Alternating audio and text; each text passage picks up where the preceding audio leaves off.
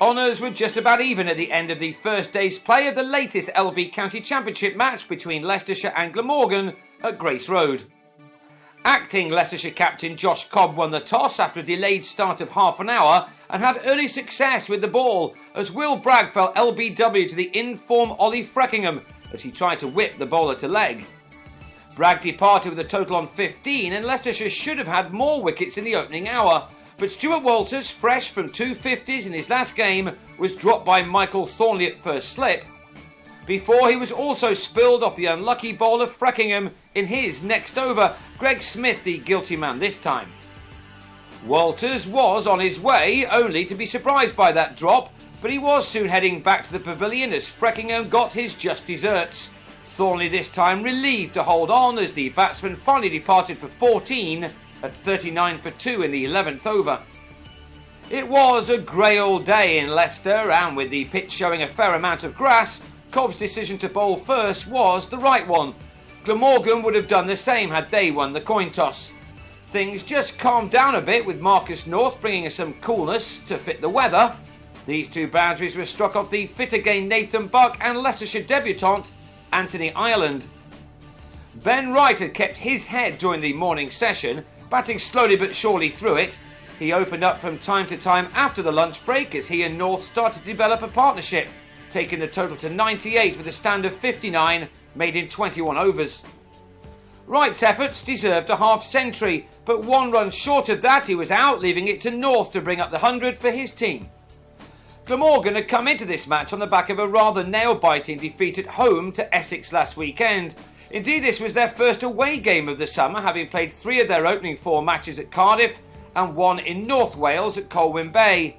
That may have taken a little getting used to, but Murray Goodwin appeared to enjoy being on the road as he played as freely as he's done all season since his move to the Welsh county from Sussex. He was soon dominating the scoring with some classy strokes. He raced to his 50, his second of the championship summer, and it came off only 56 deliveries with this 3. It had been an innings at odds with the rest of the action really, filled with boundaries. Indeed, 40 of his runs had come from those, and he was quickly moving his side into a good position. What he needed to do now was to go on and ensure that this was Glamorgan's day by putting the host on the back foot. North soon followed Goodwin to his own half-century. Extraordinarily for a man of such experience and talent, it was his first in the 4-day game in 8 innings this year, and it had really been hard work to get there too, with the 50 coming from 133 deliveries and innings including 9 fours. This pair had put their side ahead in this game with a stand for the 4th wicket of 86, but then Goodwin on 57 gave Buck his first success of an injury-ruined season to date, LBW the decision. Jim Allenby now joined North and got going by sweeping Jigger Nake over the short mid-wicket boundary for a maximum. By hook or by crook, he and North then continued their side's upward progress, as Glamorgan soon had the 200 up for their first batting point at a ground where there haven't been that many so far this year. Allenby should have been dismissed moments later, but Ireland, the former Gloucestershire and Middlesex bowler, was denied his first Leicestershire wicket when Buck put down another opportunity at long leg. Ireland, another who's been waiting for his first game of the season because of injury, could hardly believe it. However, the Zimbabwean didn't have to wait too long to bring back his smile, and it was the big wicket of North who got him grinning. North, having batted for 4 hours for his 68, could hardly believe what he'd done when he misdrove to Matt Boyce in the covers. Boyce, along with Nate, received his county cap before play started.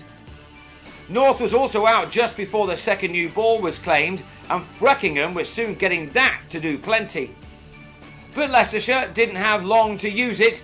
The light, which had not been particularly good for much of the day, now deteriorated enough to drive the players off, just as Mark Wallace started to impress. Looking for his 3rd 100 in 4 days, Wallace went to bed with 12 runs to his name, while Allenby has 39 out of Glamorgan's 256 for 5, a score they will be the happier with, especially after being put in tough conditions.